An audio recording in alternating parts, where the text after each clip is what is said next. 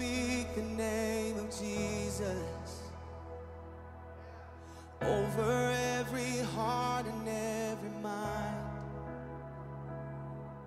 'Cause I know there is peace within your presence. I speak Jesus. Ons stel pastoor Frans Nolte aan die woord van NLK gemeente. Kry jou Bybel reg en maak jou hart oop. Julle, ek het gedink dat die reën 'n bietjie koelte gaan bring en lafenis vir hierdie hitte. Maar dit het nie. Welkom aan almal wat vanoggend hier is. Weereens wil ek net vir julle sê, as jy hier is, regtig elke week is ek verbaas dat mense nog in Kersfees kerk toe kom, maar wat vir my so wonderlik is in hierdie tyd, dat ek en jy het nie geld om met verlof te gaan nie, of ons het te veel werk om met verlof te gaan. Amen. Maar hoe dit ook al sê, ons is hier. En dis wat saak maak vanmôre. Nou ek het vanoggend hierdie mes saamgebring. Hierdie mes is my ouma Grootjie se ma se mes. Sy handvatsel is van ivoor. Dis nogals interessant, né? Nou hierdie gaan nou handig te pas kom, want ek gaan hom gebruik in ons diens in. Maar vanoggend wil ek graag hierdie gemeente gou opdeel. Ek het vir broer Philip, waai net so jy kan bevestig of dit so is. Gisterand toe ek bid, toe sê ek, Here, I pray that there would be less people here today in the service. Because I have something very important to share with the men of the congregation. En nou kyk, die Here het my gebed beantwoord. Nou gaan ons almal gewees staan. Amen. Ek is jammer vir ons gaste, dis nou dalk vreemd vir jou vanoggend, maar jy's nou hier, jy kan nou maar net sowel doen wat die pastoor vir jou sê. Amen.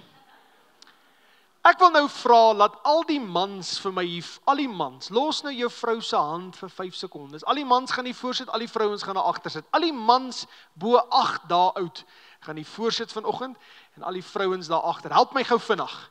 Ons kyk hoe vinnig kan julle dit doen. Amen. Al die mans, al die mans.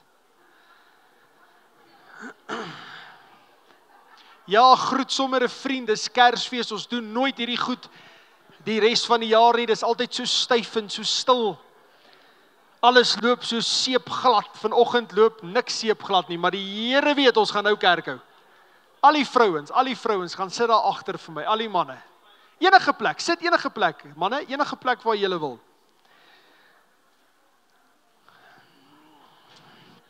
Ag, heerlikheid, Amoriek, ek het 'n skingbord vergeet. Reël net vir my 'n skingbord asseblief. 'n Houtskинgbord. Daar sê, nou het ek al die manne hier voor en al die vrouens daar agter. Manne, ons gaan nou lekker kerk hou vanmôre. Vrouens, julle gaan binnekort verstaan waaroor hierdie preek gaan. Nou ons praat hierdie maand oor Jesus die kind. Dis Kersfees. Dit gaan oor die Here Jesus, oor sy geboorte en wat hy vir ons gedoen het en hoekom hy gestuur is, maar ek wil vandag met jou praat oor Jesus die verbondskind. Van ons iets wat met Christus gebeur het, wat ek en jy vandag moet verstaan en besef, en ek wil jou nie verloor nie. Ek wil jou saam met my op reis neem vandag. Ek kan sien julle is baie geïnteresseerd oor wat gaan gebeur.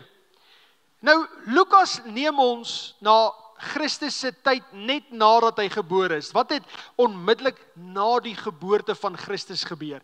En ek en jy gaan vanoggend so 'n bietjie inzoom op Christus se eerste paar dae hier op aarde. Want is baie anders as ons eerste paar dae hier op aarde. Broers, julle is gebore, and after you were born, your mother probably sent you away.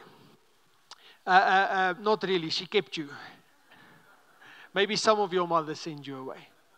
But she kept you and she looked after you, she cared for you. En dan, kind van die Here, dan word jy nou groot en niks besonder gebeur nie, want ons is Afrikaners en ons het nie 'n groot saak met kinders wat gebore word werklik nie. Ons is daar, maar niks gebeur so seer met die kind nie. Die naaldstring word geknip en dis dit, maar nie in die Joodse kultuur nie. Wel, nie in die Bybelse kultuur nie. En ek wil vanoggend reg in die begin net hoor by hierdie manne, wie van julle wil regtig die Here dien? Wie van julle wil regtig die Here volg? Wie van julle wil alles doen wat in God se woord staan? Halleluja! Nou toe, laat ons hoor wat het met Jesus gebeur. Toe die kindjie 8 dae oud was, daar's ons, nie 'n korte houtskинgbord, julle sal weer moet, okay, hy sal werk, is reg. Hy is so 'n bietjie oud, ons sal hom net omdraai. Amen, prys die Here, ons gaan hom nou nodig kry. Prys die Here, ek gaan hom net so sit vir julle. Dan kan al die manne hom sien. Toe die kindjie 8 dae oud was, die dag waarop die Joodse seentjies besny is, het hy sy naam gekry. Hy is Jesus genoem, soos die engel voor sy geboorte al vir Maria gesê het. Toe Maria se reinigingstyd van 40 dae verby was, soos die wet van Moses voorgeskryf het vir vroue wat geboorte gegee het, het sy en Josef vir Jesus Jerusalem toegevat. Daar het hulle hom aan God gaan toewy soos die wet dit vereis. In die wet van die Here staan daar immers, elke seun wat eerste in 'n huisgesin gebore word, moet aan die Here toegewy word. Hy moet eenkant gesit word vir die Here se diens. Daar by die tempel het hulle ook die voorgeskrewe offer gebring, om vroue rein te maak nadat hulle geboorte geskenk het. Volgens die wet van die Here kon arme mense 2 tortelduwe of 2 jong duwe aan die Here offer. Dit het hulle dan ook gedoen. Bly net vir my so bietjie daar, Michael. Nou wat ons kan sien hier is dat 'n paar goed met Christus gebeur. Maar wat vir my interessant is daar's besnydenis, daar is offers wat gebring word, maar reg aan die onderkant van hierdie skrifgedeelte staan daar dat sy ouers het 2 tortelduwe gebring, omdat hulle arm was. Whoever thought that Christ would be born in a poor family? Not in a very rich family. And we need to be very careful and mindful that when we go about with poor people, that we don't look down on them because Christ was born in a poor family. Amen, kerk? Christus word gebore in 'n arm familie, nie in 'n rykmans familie nie. As kind, ek weet van julle gaan nou dalk weet waarvan ek praat, maar as kind was die brandnames Billabong en Fox. Nou ek het vir my ma gesê, maar koop nie vir my daai goedkoop tas by Pep nie, ek soek 'n Billabong tas. Dan moes sy nou, ons het nie regtig ook altyd geld gehad vir nie, dan gaan koop so by die Chinese, dan sy so 'n bietjie goedkoper, maar hy hou nie halfpad so lank soos die ander nie. En my ma koop 1 jaar vir my 'n Totem pennesakkie. En ek tog, yesterday, wat gaan nou aan met my ma? Ek wil nie so pennesakkie nie. Nou sien ek van die goed wat nie in die mode was toe ek 'n kind was, is vandag in die mode. Maar weet jy, Christus se maal het nie vir hom die luksede van die lewe gegee soos baie van ons ontvang het nie. Arme mense. Sy ma offer 2 tortelduwe om rein te wees because she had nothing else to give. Dis die verhaal van Christus. En nou kan ons aangaan want daar's 'n paar goed wat net na Christus se geboorte gebeur. En die eerste ene is op dag 8. 8 dae nadat Christus gebore is, word hy besny. En ons gaan nou terugkom na hierdie besnydenis toe. Hulle gee vir hom 'n naam, Jesus. In die Joodse taal, Yeshua. Wat beteken verlosser. Daarna kry hy die verbondsteken volgens die wet. Hy word toegewy aan God. Jy sien, dit is wat gebeur in daai eerste 8 dae. Na die 8 dae, na 40 dae, toe word Maria gereinig, want die wet bepaal sy's onrein. Jesus word na Jerusalem gebring, hy word weer aan God toegewy in die tempel. Daar word 'n offer gebring. En alles gebeur binne die wet van God, want Christus was 'n verbondskind gewees. Amen. Christ was under the law in the covenant. And we tend to forget that the Bible is quite ancient. Dit het hulle 1400 jaar gevat net om die Bybel te skryf, weet jy dit? Van begin tot einde. Vir alleen Matteus wat Kring in die Bos geskryf het. Daar seker 10 jaar gevat. 1400 jaar om die Bybel te skryf, 44 skrywers. En toe Christus gebore was, toe hy nie gebore in Sandton nie, ook nie in Hillbrow nie, hy is in die stofstrate van Israel gebore, met 'n unieke kultuur en 'n unieke konteks, wat nog vandag vir my en vir jou 'n boodskap het. Ons kan nie Christus se unieke konteks uit oog uithaal, wanneer ons spreek oor Christus Jesus nie, kerk. Jesus is 'n verbondskind, and there's some things under the covenant that is still applicable to you and I up until this very day. Amen. There are some people that say, take out the Old Testament and take it out of your Bible. Maar kind van die Here, die Ou Testament het vandag nog 'n bepaalde doel in ons lewens in. En hierdie manne gaan vanoggend hierdie doel uitleef. Is julle opgewonde? Halleluja. Julle is gehoorsaam. Ek wil net sê, ek het my mes skerp gemaak en hy is skoon gemaak. Manne hoef nie bekommerd te wees nie. Nou kom ons stap 'n bietjie verder na Jesus en die verbond. Jesus and the covenant. Voor ons verder gaan, wil ek jou iets verduidelik oor paradoks en ironie. Ek het nou gewonder, sal ek dit in hierdie preek insit vanoggend, en ek het gewonder en gedraai, want 'n prediker wil nie graag vervelig wees nie, hy wil sy gehoor kan hou, so van julle gaan ek nou verloor. Die van julle wat nie hou van taal nie, zone gou uit vir die volgende 5 minute, ek gaan jou terugroep as ons weer in die preek is, want van julle voel vir taal nie veel nie, as ek luister hoe julle praat, en julle taal meng. Nou, 'n paradoks en 'n ironie kom baie gereeld in die Bybel voor. Die vrouens daar agter kyk almal vir my met baie diep geïnteresseerde oë, want hulle lees hygromanne en storieboeke, so hulle hou, maar ek kan sien die broers is almal weg. In elk geval, susters daar agter, 'n paradoks wys na 'n diep waarheid deur teenstrydigheid. Byvoorbeeld, deur te gee ontvang ek meer. Dis 'n paradoks. Ironie verwys ons deur 'n onverwagse, verras ons deur 'n onverwagse teenoorgestelde uitkoms. Byvoorbeeld die dokter wat almal waarsku teen stres, kry self 'n stresaanval. Die ironie is dat die mechanic se kar altyd stikkend is. Die ironie is dat die haarkapster se hare altyd deurmekaar is. Die ironie is dat die naaltegnikus se naald altyd die lelikste lyk. Die ironie is dat die pastoor altyd van sy oralis hou. Dis hoekom ek die oralis is, dat ek in geen versoeking kan kom nie. Dis ironie.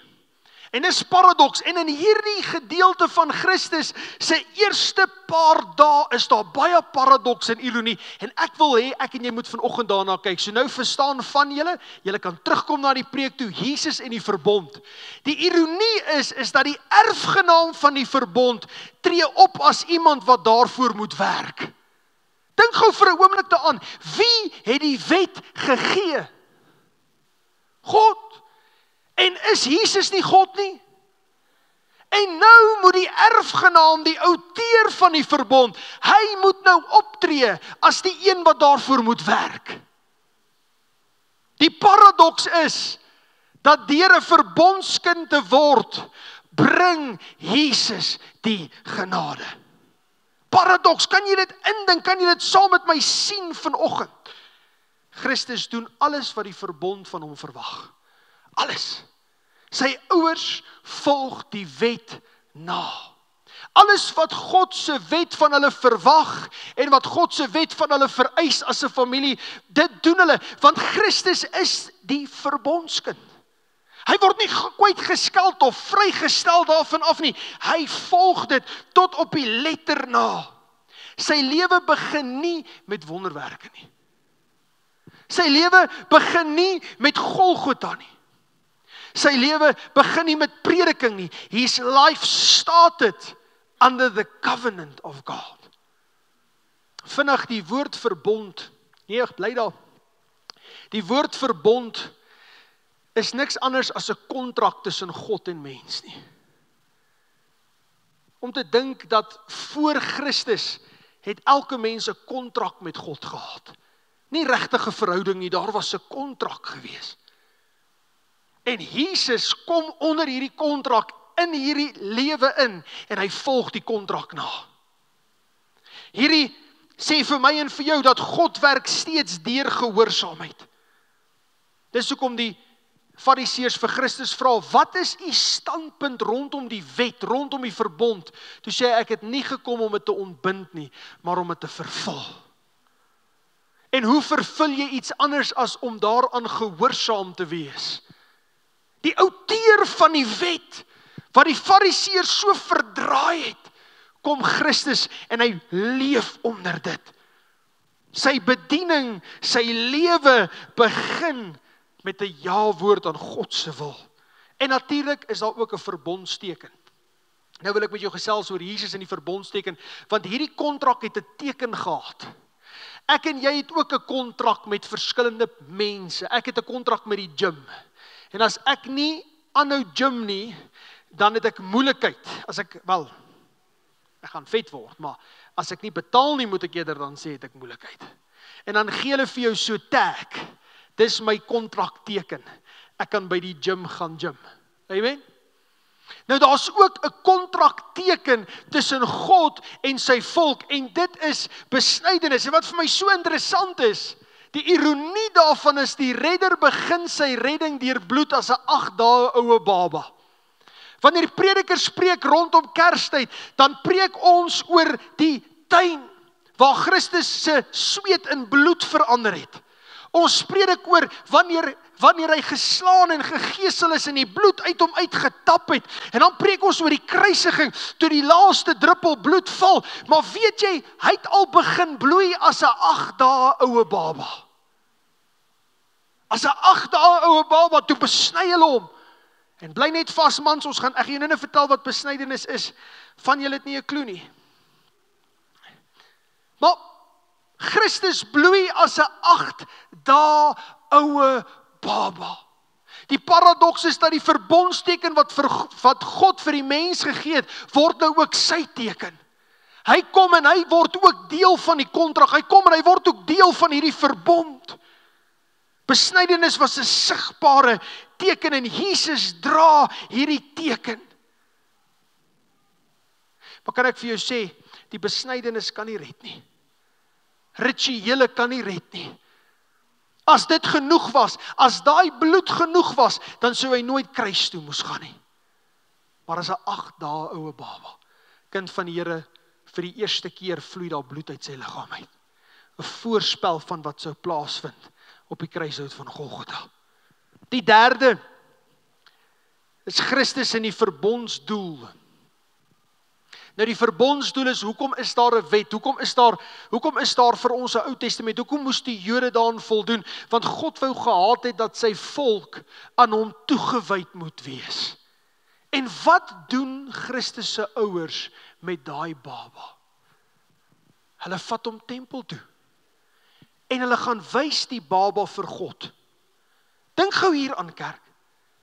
Christus het ons laasweek gehoor, is van die begin af nog altyd daar. Amen. In die begin was die woord, en die woord was by God, en die woord was God. En die woord het vlees geword en onder ons kom woon. Christus is God, en dan vat sy ouers hom na God toe, om vir God te wys, hoe lyk Jesus. God het hom al reeds geken. Die paradoks is, dat die Here van die tempel word as baba in die tempel gewy.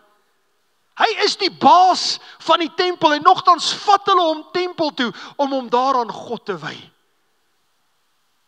Dis nou soos om na jou eie huis toe te gaan waar jy die baas is. En ek gaan wys vir jou om te sê, hoor hierso, kyk hierdie mooi huis. Jy moet nou hier kom tuinwerk doen en skoonmaak. Jy gaan my jou uit jou huis uitjaag. Maar sy ouers vat hom na die tempel toe waar dit sy huis is en sê, wel, hier is nou hierdie babatjie. In hierdie tempel, ons wy hom aan God toe. Christus het aan elke liewe aspek van die verbond voldoen, nog voordat hy dit vervul het op die kruishout van Golgotha. En daar's vir my en vir jou 'n les hier vanoggend, en kom ons bly net hier, daar's 'n les vir my en jou vanoggend. Ons wil baie keer alles verander, sonder om gehoorsaam te wees aan dit wat ons nou is. Amen. Ons wil graag 'n nuwe werk en 'n nuwe ryding en 'n nuwe alles hê en ons wil die beste hê, maar ons wil nie leer om ons te onderwerp aan die stelsel waarin ons nou bevind nie, kerk. Daar's iets vir my en jou om te leer aan Christus en die verbond, en dit is dat alvorens jy dit kan verander, moet jy jou eers daaraan onderwerp.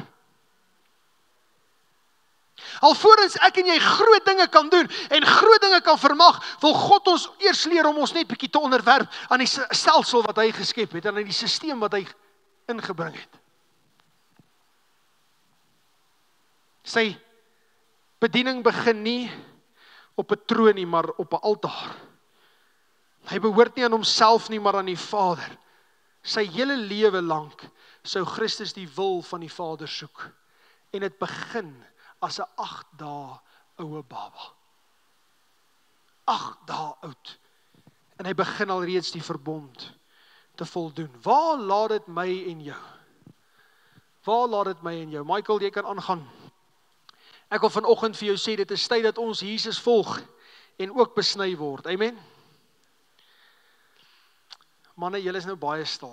Reg deur hierdie preek kan ek voel ek het my gehoor verloor.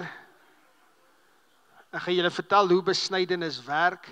In Genesis 17 lees ons die eerste keer daarvan in vers 10. Genesis 17 vers 10. Daar is een ding wat julle moet doen. Julle mag dit nie vergeet nie. Jou kinders moet dit vir altyd onthou. Dit is dat al julle mans besny moet word aan hulle geslagsorgane. Laat ek dit weer lees. Dit is dat al julle mans besny moet word aan hulle geslagsorgane. Ag, sê net vir die broer langs jou waar sy geslagsorgane, want van hulle verstaan ook nou nie is dit vanmôre. Dis hoekom ek 'n mes vanmôre gebring het, dierbares. Julle het gesê julle wil Christus volg, amen. Julle het gesê julle sal alles doen wat Jesus gedoen het. Halleluja. Is hy gedoop? Moenie benoud wees nie, is hy gedoop? Is julle gedoop? Amen. Nou hoekom wil jy nie besny word vanoggend nie? Dis hoekom ek 'n skingbord gebring het. Want dit is waaroor die besnydenis gaan. En ek dog toe nou, hoe gaan ek dit doen, want ek is nie 'n dokter nie. Toe gaan Google ek, dis baie maklik. So kom ek die messie het. Kom ons gaan aan, Michael, daar is daarom so 'n bietjie hoop aan die einde van hierdie tonnel. Want in die Nuwe Testament vertel dit vir ons hoe ons mans besny moet word. Die omgekeerde is ook waar. Wanneer mense wat nie besny is nie, doen wat God in sy wet vra, is hulle in sy oë besny. Op die ou end gaan hierdie mense wat nie besny is nie nog oor jou oordeel wat met jou wet en jou besnydenis doen jy steeds nie wat God se wet vra nie. Verstaan jy dan nie dat daardie teken aan jou lyf nog nie van jou 'n ware Israeliet maak nie? 'n Ware Jood is iemand wie se lewe van binne af verander het. Dit is iemand wie se hart deur God besny is. Jy is nie 'n Jood omdat jy van die regte afkoms is nie, glad nie. Leef daarom sodat God trots op jou kan wees. Uit die boodskap uit. Broers, waar moet ek en jy vandag besny wees? In ons hart. Is julle nie dankbaar nie? Van julle sou bloei vandag, prys die Here. God wil hê ons moet aan ons hart besny wees, mans. Ek kry reg hierdie jaar nooit 'n kans om so 'n diens te hê nie. Die kerk is altyd vol op Sondag. Dit is altyd besig. Daar's 'n mooi program. Alles werk reg, alles werk netjies. Ons het net 'n uur om kerk te hou. Maar op Kersdag wil ek bietjie met die mans praat vandag. En vrouens, julle is nie uitgesluit nie. Maar kan ek vir jou vandag vra, jy dra 'n teken vir die wêreld as jou hart besny is. Jy dra 'n teken vir die wêreld dat jy Godsin is as hier in jou hart die dinge reg is. Die Jode het 'n uiterlike teken gehad. Hulle was besny gewees en dit was 'n uiterlike teken. Maar God wil hê dat ek en jy in ons harte weer besny moet wees. Die Here wil weer hê dat ons harte in perfekte harmonie met sy hart moet wees. Dat ons hartritme volgens die hartritme van God sal wees. Christus het die verbond tot op die nommer aan voldoen. Hy het alles gedoen wat die verbond van hom verwag het. Alles. Elke jota en elke titel. Hy het alles van die verbond perfek nagekom. Hy's besny, daar's aan hom 'n naam gegee, hy stempel toegevat en hy's toegewy. Ek en jy het geen verskoning vir God nie. Inteendeel, ons het dit maklik, want ons hoef daarom net nou in ons harte besny te wees. Jesus die kind herinner my aan jou dat ons ook besny moet word. Maar aan ons harte, en jy kan vir my aangaan, ek wil vir jou vertel hoe hierdie besnydenis dan nou ook lyk. Dit is wanneer ek en jy nie op die uiterlike fokus nie, maar op die innerlike fokus. Hoe lyk jou hart? Is jou hart besny, man? Pa van jou huis, priester van jou huis? Is jou hart reg met God se hart? Is jou hart gefokus op dit wat hier binne is, dit wat reg is, dit wat van ewigheidswaarde is, of is ons gefokus op ons bakkies, op ons karre, op ons geld, op ons pensioen? Is ons gefokus op ons uiterlike vertoning van mag en krag? As jy jonk is, wil jy fris en sterk wees. As jy oud is, wil jy ryk wees, prys die Here. Maar ons fokus altyd op die uiterlike, broers. Manne, ons fokus nooit op die innerlike nie. En om besny te wees in jou hart beteken ons moet fokus op dit wat regtig saak maak. Laat God hierdie werk in jou hart in doen. Ek wil jou vandag besny het met my ouma grootjie se ma se mes. Maar die Here wil vandag jou hart sny. Hierdie sou baie seer gemaak het. Maar weet jy wat, God se mes maak nog seerder, want dit sny waar niemand kan sien nie. Dit sny in jou hart in. Dit sny in jou diepste wese in. Waar God vir jou daagliks sê, daar's goed in jou lewe wat nie reg is nie. There's stuff in your heart that needs to be cut away. God wil dit doen. Hy wil jou hart verander, maar ek en jy moet hom 'n kans gee om te sê, Here, sny in my hart. Sny hier binne. Here, sny die goed uit wat nie daar hoort nie. Net soos wat u besny was in die tempel, bid ek dat u, o Seun van God, nou my hart sal kom besny. Leef soos Jesus. Toegewy en gehoorsaam. Ons mans wil mos nie gehoorsaam wees nie. Ons is mos manne. Ek wil my sê en ek wil my ding doen. Maar weet jy, dan is jy nog nie besny nie. Want 'n ware man van God is gehoorsaam. 'n Ware man van God luister vir God en vir sy woord. Hierdie is nie 'n voorstel nie. Ek dink baie keer vat ons God se woord en ons dink dit is 'n voorstel. Hierdie is 'n mes. Man wat in jou hart inkom en jou hart sny. Dit wil die goed wegsny wat nie daar hoort nie. Soos wat Christus besny was, so wil hy my en jou kom besny in ons hart vandag. Jou hart is vandag die tempel van God. Weet jy, Christus het tempel toe gegaan. Miskien het dit tyd geword dat ons sal toelaat dat Christus weer in ons tempel kom woon. Weet jy, dag tot dag moet ek en jy besny word, elke dag opnuut. Daar is geen verskoning nie. Dis die teken vir die wêreld dat ons God dien. Dis die teken vir die wêreld dat ons Christus volg, is as ons besny is in ons harte in, mans. Dit is as ons besny is in ons harte in. Ons het nodig om vanmôre besny te wees. En vandag is die vrouens ook nie uitgesluit nie. In die ou verbond sou net die mans die teken dra. Maar dames, ek wil vandag vir jou sê, jy dra ook die teken in jou hart. Jy dra ook God se verbondsteken in jou hart, as jy hom werklik volg en hom regtig eer met 'n rein hart en 'n skoon gewete. Wil julle nie net vir 'n oomblik julle oë sluit nie en julle hoofde buig nie? Jesus besny as 'n 8 dae oue seun. Vandag gekruisig, opgestaan. Hy wil in jou hart kom woon, weer soos in daardie tempel van ouds.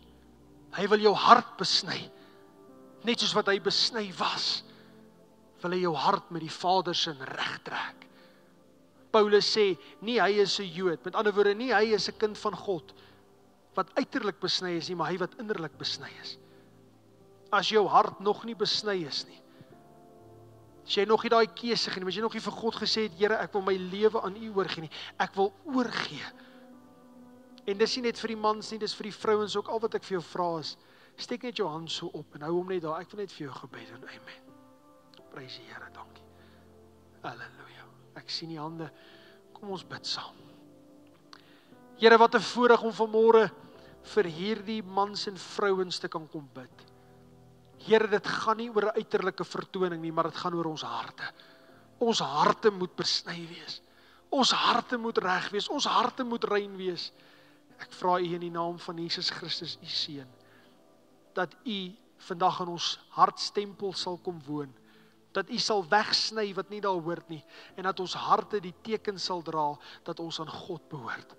Met ander woorde, dat ons lewe sal getuig dat ons disippels van Christus Jesus is. Ons bid dit in Jesus naam alleen. Amen en amen. I just want to speak the name of Jesus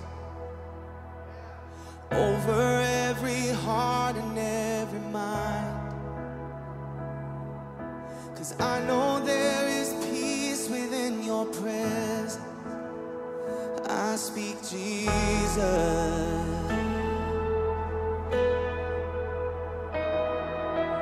I just want to speak the name of Jesus.